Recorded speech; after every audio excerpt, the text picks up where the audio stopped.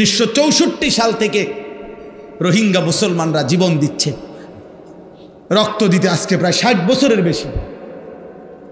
ওরা আজীবন তাহলে রক্তই দিবে, আর আমরা ঘুমিয়েই থাকবো না? 1947 সালে ব্রিটিশ যখন এই উপমহাদেশ থেকে চলে গেছে, তখন এই কাশ্মীর মুসলমানের অঞ্চল, কাশ্মীরকে অমীমাংসিত রেখে চলে গেছে। সে 47-এর পর থেকে আজকে 2025, 78 বছর ধরে কাশ্মীরের মজলুম মুসলমান জীবন দিচ্ছে।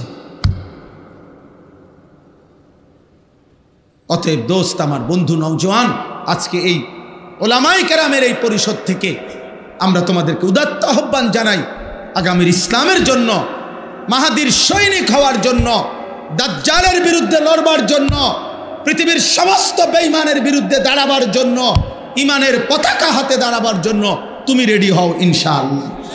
বলো ইনশাআল্লাহ।